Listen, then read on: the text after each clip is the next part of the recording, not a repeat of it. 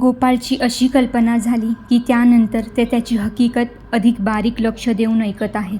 गोपाळची हकीकत संपली आणि तो गप्प बसला. भगत जरा वेळ स्वतःशीच विचार करीत होते. ठीक आहे गोपाळ, तू गेलास तरी चालेल. या अच्युतचा पत्ता देऊन ठेव. आज संध्याकाळी जरासा उशिराच मी त्या पत्त्यावर येतो. पाहू काय अवस्था आहे ती त्याची. मी नलिनी वहिनींना सूचना दिली होती की त्या भस्माच्या रेषा तशाच राहू देत आणि अच्युतला घराबाहेर पडून देऊ नका म्हणून. तो इतका थकला असेल की त्याला हातसुद्धा उचलता यायचा नाही. पण या सूचना योग्य आहेत. पण माझ्या मते दिवसभरात त्याला तसा काही त्रास होणार नाही किंवा झटका येणार नाही. ठीक आहे, तू गेलास तरी चालेल. मी आज संध्याकाळी येतो तिथे.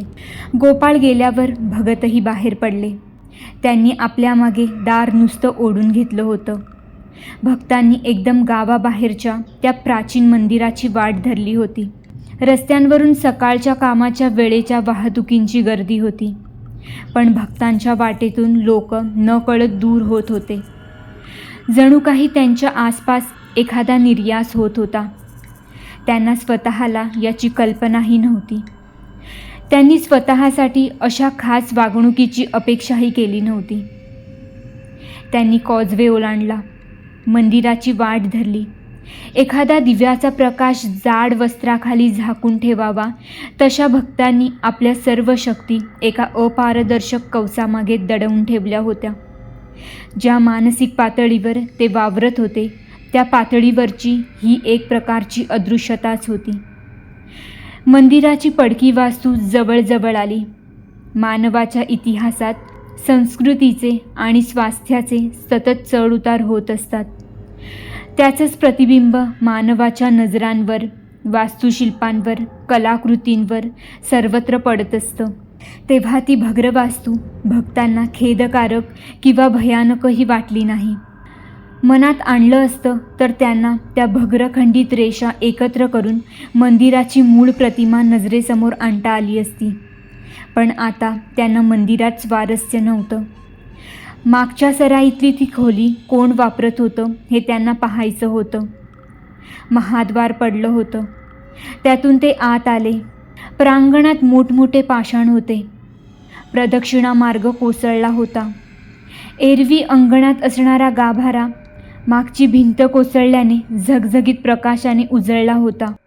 चौथऱ्यावर मूर्ती नव्हती. गाभाऱ्याचं पावित्र्य केव्हाच गेलं होतं. पशुपक्ष्यांनी तिथे आपल्या वस्त्या बसवल्या होत्या. मंदिराला वळसा घालून ते सराईकडे निघाले. अदृश्य वाऱ्याने जमिनीवरचं पीस थरथरावं तशी त्यांना त्या अदृश्य प्रवाहाची जाणीव झाली. काहीतरी मंदिराच्या सर्व वास्तूचा अवकाश विरळपणे व्यापून राहिलं होतं. सराईच्या बैठ्या इमारतीत 3 खोल्या होत्या. खोल्यांची दारं केव्हाच उकडून गेली होती. सर्व खोल्यांतून धूळ, कचरा, काटक्या, कपड्यांच्या चिंध्या, स्वयंपाकाची मोडकी फुटकी तुटकी भांडी, सतरंजीचे विटके तुकडे, सिगारेट विड्यांची थोटकं, पक्ष्यांची विष्ठा यांचा पसारा पडलेला होता. तशा त्या 3ही खोल्या एकसारख्याच घाण वापरापलीकडच्या होत्या. भगत मधल्या खोलीत आले. त्यांच्या मागे ती अदृश्य वावटळही त्या खोलीत आली होती. भिंतीला लपेटून बसली होती. साध्या अनिभज्ञ मनाला भास झाला असता की खोलीच्या चारी बाजूंनी कोणीतरी आपल्यावर सतत नजर ठेवून आहे, पाळत ठेवून आहे. भगत खोलीत गेले. खिडकीपाशी उभे राहिले. त्या वावटळीला आता मूर्त स्वरूप येत होतं. आधी खोलीतल्या हलक्या सलक्या वस्तू हलायला लागल्या. कोळिष्टकांचे कापसाचे धागे, कपड्यांचे तंतू हवेत तरंगायला लागले. आवतीने जोर धरला. सर्व वस्तू आधी जागच्या जागी मग गोलाकार फिरायला लागल्या. सर्व सटरफटर वस्तू खोलीच्या मध्यभागी एकत्र येत होत्या. त्यांचा ढीग झाला. मग त्यांचा एक उभाच्या उभा स्तंभ झाला. स्तंभाच्या टोकाला गोलाकार माठ होता. पुढच्या अंगास लहान मोठ्या आकाराची पोच आलेली पिवळ्या काळ्या रंगाची डब्याची 2 झाकणं होती. मातीच्या मडक्याखाली पत्र्याचे चकचकते डोळे. त्यांच्या खाली खांद्याच्या जागी एक आडवी सपाट फळी होती. दोन्ही अंगांना विटक्या सतरंजीच्या तुकड्यांचे बळकट्यांचे 2 हात होते. हातांच्या शेवटाला धलप्यांचे पंजे होते. अशाच सटरफटर मोडक्या वस्तूंचे पाय होते. अर्धमानवी आकाराचा हा स्तंभ स्वतःभोवती फिरत फिरत भक्तांच्या जवळ येत होता. 8 फूट उंचीवरून मडक्यांचं मस्तक वाकून यांच्याकडे पाहत होतं. भक्तांनी त्याच्याकडे पाठ फिरवली. खिडकीला अडकवलेला गोंडपटाचा तुकडा फरकन फाडून काढला. 50-60 पावलांवर तो पडका वाडा होता.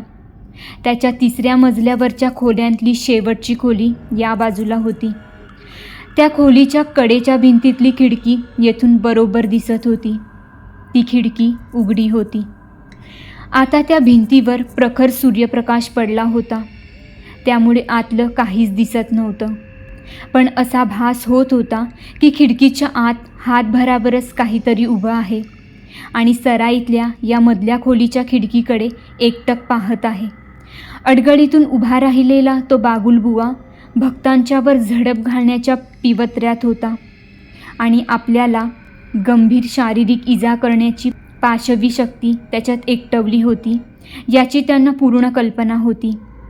पण या क्षणी त्यांना संघर्ष नको होता. ज्या पातळीवर ते बुजगावणं त्यांचा शोध घेत होतं तिथून भगत एकदम अदृश्य झाले होते. तो अमानवी घातकी आकार आपले मडक्याचे मस्तक बैडोलपणे इकडे तिकडे हलवत असतानाच भगत खोलीबाहेर पडले. ते आता त्या पडक्या वाड्याच्या पोर्चमध्ये आले होते. अजूनही त्यांनी स्वतःला त्या अरुंद जवळजवळ अदृश्य पातळीवरच ठेवलं होतं. पण त्यांनी हॉलमध्ये पाऊल टाकलं. मात्र वरच्या मजल्यावरच्या कोणत्या तरी खोलीचं दार दणादणा आपटायला लागलं. त्या मागोमाग सर्व वाड्यातली दार खिडक्यांची पालत दणादण उघडझाप करायला लागली. इथली जाणीव जास्त तीक्ष्ण, जास्त व्यापक, जास्त मूलग्राही होती. इथे अदृश्यपणे वावरणं अशक्यच होतं. पण आपली ओळख न देता, संघर्ष न करता, आव्हान न देता त्यांना वाड्याची पाहणी करणं शक्य होतं. दिवाणखान्यात ते 5-7 पावलं गेले. असतील नसतील तोच वरून खाली येणाऱ्या जिन्यावरून काळ्या द्रव्याचा लोटच्या लोट सपाट्यांनी आला. क्षणार्धात त्याला एका स्त्रीचा आकार आला. ती त्यांच्या वाटेत उभी होती. चेहरा काळ्या दगडाचा होता. डोळे पांढऱ्या कपड्यांचे होते. कमरेपर्यंत आलेले केस स्वतःच्याच गतीने हालत होते. कोण कोण म्हणत ती त्यांची वाट अडवीपर्यंत भगत एका फसव्या शीघ्र गतीने तिला वळसा घालून पुढे गेलेही होते. त्यांच्या पाहणीत दगड, विटा, काच, लाकूड, शिगा यांना महत्त्व नव्हतं. हे जड द्रव्य म्हणजे पुतळ्यांच्या आत अंधारासाठी उभा केलेला सांगाडा होता. त्या दुष्ट शक्तीने या वास्तूत आपलं जाळं कुठे आणि कसं विणलं आहे ते त्यांना शोधून काढायचं होतं. खालच्या मजल्याच्या 2ऱ्या व 3ऱ्या मजल्याच्या सर्व खोल्या त्यांनी नजरेखालून घातल्या. दारं लागत उघडत होती.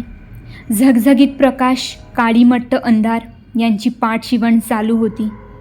वस्तूंचे आकार बदलत होते. रंगरूप बदलत होते.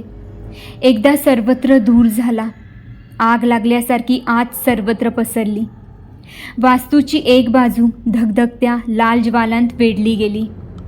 एकदा सर्वत्र गारीगार जीवघेण्या थंडीची लाट पसरली. एकदा सर्वत्र वास्तूत पुराचं लाल भडक फेसाळ पाणी चढायला लागलं. एकदा हिंस्त्र श्वापदांच्या गर्जना कानावर आल्या. कधी वरून मस्तकावर प्रचंड शिळा कोसळत आली. कधी पायाखाली एक गोल गर्ता उलगडली. या साऱ्यातून भक्तांचा शोध चालूच होता. ज्ञानेंद्रिय आणि मेंदू यांच्यामध्ये एक पडदा उभा केला होता. बाहेरच्या या उत्पाती प्रसंगाचे प्रक्षेप त्या पडद्यावर पडत होते.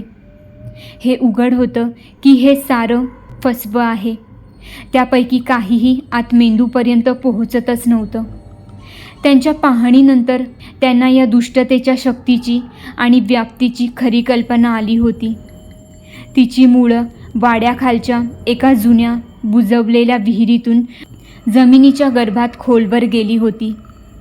तिथून हा विपवृक्ष वर आला होता आणि साऱ्या वास्तूत त्याच्या विषारी, किडक्या, दूषित, घातकी शाखांचा विस्तार झाला होता. त्यांचा सावधपणाचा पिवत्रास योग्य ठरला होता. संघर्षाची त्यांची तयारी नव्हती आणि वेळही नव्हती. त्यांना संरक्षणाची फळी आधी मजबूत करायला हवी होती. अच्युत या शक्तीच्या प्रभावाखाली होता. त्यांच्याच गोटात शत्रूचा प्रवेश झालेला होता. ती कीड आधी नाहीशी करायला हवी होती. दोन्ही जिन्यांवरून ते सावकाश सावकाश खाली आले. हिरमोड झालेल्या त्या विधुळ्या शक्तीची सर्वत्र आदळआपट चाललीच होती. भक्तांना काहीही स्पर्श करू शकत नव्हतं. दारापाशीच ते थांबले आणि वळले. बाहेर पडताना निरोप म्हणून एक सणसणीत फटका द्यायचा त्यांचा विचार होता. कदाचित त्याने ती सावध होऊन पातळीवर राहीलही, पण इतका वेळ जो उद्दाम थैथयाट चालला होता त्याला काहीतरी प्रत्युत्तर हवंच होतं. काही क्षण सर्व हालचाल, आवाज उलथापालथ थांबली होती. त्या शांततेत अगदी खालच्या पण स्पष्ट आवाजात म्हणाले, मी आता जातो आहे, पण याद राख मी परत येणार आहे आणि परत येईन तेव्हा तुझा भुगाभुगा करणार आहे. त्यांनी दाराबाहेर पाऊल टाकलं. मागे वाड्यातल्या एकूण एक खोल्यांतून विव्हळण्याचे, मोठे हल काढून रडण्याचे आवाज यायला लागले. पण भक्तांनी मागे वळूनही पाहिले नाही. भगत मठीवर परत आले तेव्हा 12 वाजत आले होते. मध्यान्नीची त्यांची कामं उरकल्यावर त्यांनी रोजचा मित आहार घेतला. मग त्यांनी थंड पाण्याने स्नान घेतलं आणि शरीरावरची वस्त्र ओली असतानाच मठीतील नेहमी बंद असणारी एक खोली उघडली. आत प्रवेश केल्यानंतर त्यांनी आपल्या मागे दार बंद केलेल्या खोलीत संपूर्ण अंधार होता. प्रकाशाची लहानशी सुद्धा चीर नव्हती. खोलीतल्या सामानाची रचना त्यांना इतकी परिचित होती की कशाला एवढासाही स्पर्श न करता ते खोलीच्या कोपऱ्यात पोहोचले. तिथे एका बैठ्या मैजावर आवरणाखाली असलेल्या एका मृत्तिकापत्रात धगधगते निखारे होते. भगत परंपरेच्या नोंदवलेल्या इतिहासावर विश्वास ठेवाल तर गेली हजारो वर्ष हा अग्निफुल्लक विझला नव्हता. वादळ, वारा, अग्नी, तुफान, पूर, संघर्ष, युद्ध, भूकंप या साऱ्यातून त्या त्या वेळच्या भक्तांनी तो प्रसंगी प्राणांचीही पर्वा न करता जतन केला होता. अखंडता ही एक शक्तीच होती. त्या निखाऱ्यावरून एक काडी पेटवून घेऊन भक्तांनी छताला टांगलेले 3 दीप प्रज्वलित केले. त्या प्रकाशात खोलीचं विलक्षण रूप उघड झालं. खोलीच्या छताला लालभडक रंग दिला होता. छतापासून पार खालपर्यंत पोहोचणार त्याच भडक लाल रंगाचे जाड पडदे खोलीच्या 4 भिंतींवर खाली आले होते. खालीही त्याच रंगाचा गलीचा होता. सर्व ठिकाणी छतावर आणि खाली गलीच्यावर सुद्धा जाड पातळ रेषांच्या क्लिष्ट आकृती रेखाटलेल्या, विणलेल्या होत्या. या आकृत्या कठीण भूमितीय प्रमेयांसारख्या होत्या. ज्यांना त्यातलं काही गम्य होतं त्यांना त्याचा पूर्ण अर्थ समजला असता. ज्यांना काहीही ज्ञान नव्हतं त्यांच्यासाठी ती नुसती शोभेची नक्षी होती. या खोलीतला कण आणि कण शक्तीने भारलेला होता. प्रचंड शक्तीने लखलखत होता. इथली शक्ती काही शब्दपंक्तींच्या खास ध्वनिरचनेच्या असंख्य पुनरुच्चाराने निर्माण झाली होती, साठवली होती. फक्त तिचं स्वरूप साधं नव्हतं.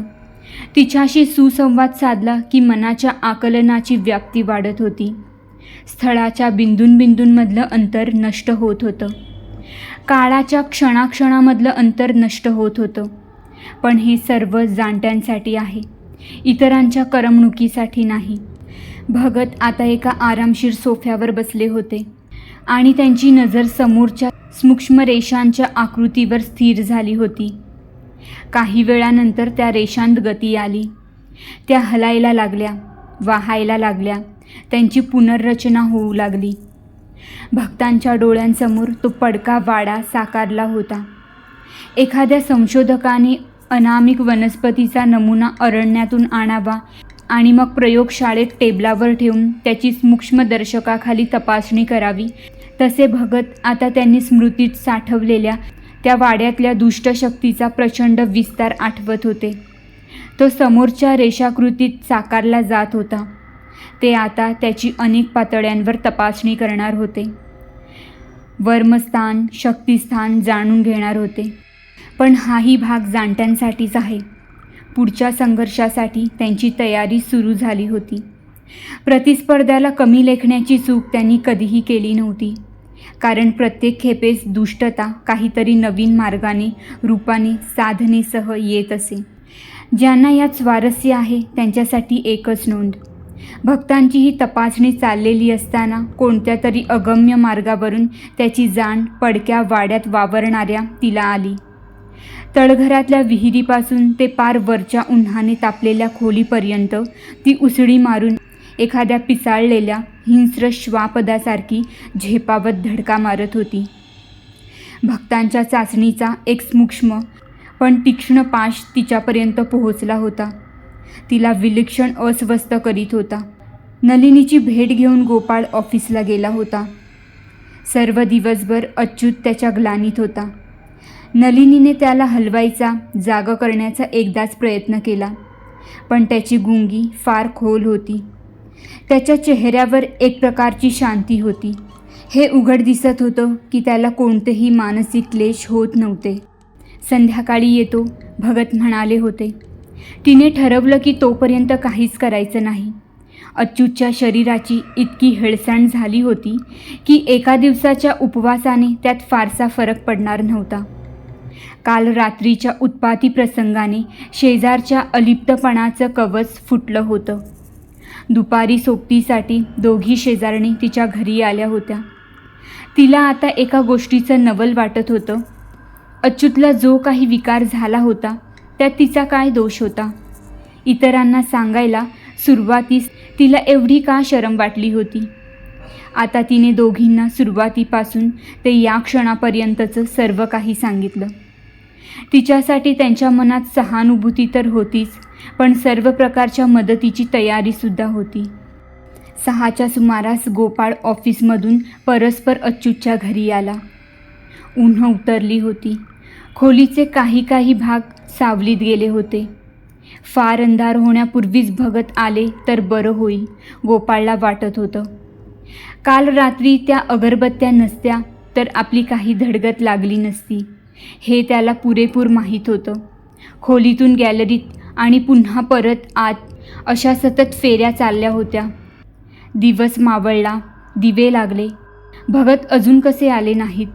तो मनाशी काळजीने विचार करीत होता. 7:30च्या सुमारास तो गॅलरीत आणखी एक निष्फळ चक्कर टाकून आतल्या खोलीत आला. नेहमीसारखी एक ओझरती नजर त्याने अच्युतकडे टाकली आणि तो जागच्या जागी थिजला. अच्युतचे डोळे सताड उघडे होते.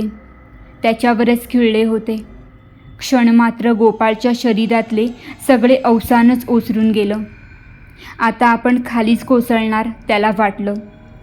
डोळे उघडण्याखेरीज अच्युतने इतर काहीही हालचाल केली नव्हती.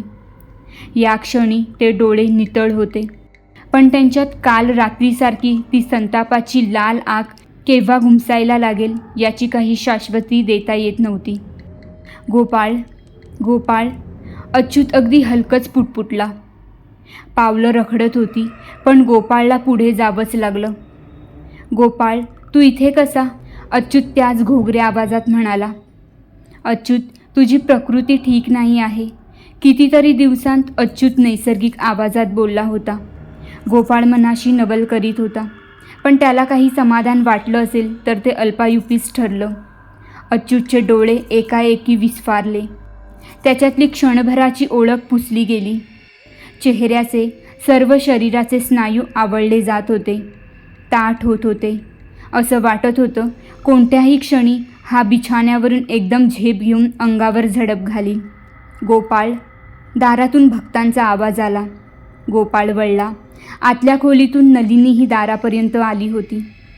अच्युतची नजर सावकाश सावकाश वळली. दारातल्या भक्तांवर खिळली. भक्तांच्या खांद्यावर एक शाल होती. ती आता त्यांनी उतरवली. घडी करण्यासाठी समोर धरली. काही क्षण ती हवेत हलवत होते आणि मग दोन्ही टोकं धरून त्यांनी शालीचा हवेत फट असा जोराचा आवाज केला. इतका जोराचा की गोपाळ आणि नलिनीनेही दचकून क्षणभर डोळे मिटले. त्यांनी डोळे उघडले तेव्हा भगत खोलीत येत होते. अच्युतचे डोळे मिटलेले होते. भगत अच्युतच्या खाटेपाशी घडीच्या खुर्चीवर बसले होते. मागे गोपाळ, नलिनी होते. खोलीच्या दारात शेजारची 3-4 माणसं होती, पण भगत अच्युतकडे एकाग्र नजरेने पाहत होते. वरवर पाहता ती नजर साधी वाटत होती, पण भक्तांची नजर श्रवणेंद्रिये, ज्ञानेंद्रिये, स्पर्श सर्व काही भारलेलं होतं. नजर अच्युतचा शारीरिक, मानसिक, आत्मिक अशा अनेक पातळ्यांवर वेध घेत होती. मग त्यांनी आपला उजवा हात अगदी हलकेच त्याच्या कपाळावर टेकवला. चैतन्यमयी, पावनमयी अशा शक्तीचा एक स्रोत त्या हाताच्या स्पर्शातून अच्युतच्या सर्व शरीरातून वाहू लागला. त्या शक्तीच्या स्रोताने आपल्याबरोबर अच्युतच्या मनातील सर्व अशुद्ध, विषारी, घातकी, अमानवी, फसवे प्रभाव पार वाहून नेले. एखादा असहाय्य धक्का बसल्यासारखी नलिनी एकदम एक पाऊल मागे सरली आणि डोळ्यांना पदर लावून भिंतीपाशी उभी राहिली. इतके दिवस एकटीच ती असह्य ताण वागवत आली होती. गोपाळला वाटलं तो एकाएकी गेला होता आणि त्याची ही नैसर्गिक आणि स्वाभाविक अशीच प्रतिक्रिया आहे. तिच्या सहनशक्तीचं आणि धैर्याचं त्याला या क्षणाइतकं कौतुक कधीही वाटलं नव्हतं. अच्युतने डोळे उघडले. त्याच्या चेहऱ्यावर एक थकलेलं पण प्रगम्य हास्य होतं. गोपाळ आवेगाने पुढे होऊन काहीतरी बोलणार होता, पण भक्तांनी त्याला हाताने होता तिथेच उभा राहण्याची खूण केली, कारण मिनिटाभरातच अच्युतच्या चेहऱ्यावर परतीची छाया आली. त्याच्या डोळ्यातली ओळख परत एकदा मालवली. चेहऱ्याचे व शरीराचे स्नायू सैल पडले. गोपाळच्या मनात उपमा आली ती सागराच्या ओहोटीची होती. ओहोटी लागली तरी पाणी एकसारखं मागे हटत नाही, पुन्हा पुन्हा रेती खडकावर आक्रमण करीतच असते. अच्युत ज्या भारणीखाली सापडला होता ती अशी ओहोटीसारखी सावकाश सावकाश मागे हटत होती. काही मिनिटानंतर त्याचा चेहरा पुन्हा निवळला. याचीच पुनरावृत्ती 2-3दा झाली, पण विस्मृतीचा काळ कमी कमी होत गेला आणि शेवटी तो संपूर्ण मुक्त झाला. आता भक्तांनी गोपाळला हातानेच पुढे जाण्याची खूण केली. गोपाळ त्याच्या शेजारी खाटेवर येऊन बसला आणि त्याच्या खांद्यांवर हात ठेवून म्हणाला, आता कसं वाटतं अच्युत? फार अशक्त वाटतं रे. मला काय झालं होतं? तुला काय काय आठवतं? छे छे, ते स्वप्नच असलं पाहिजे.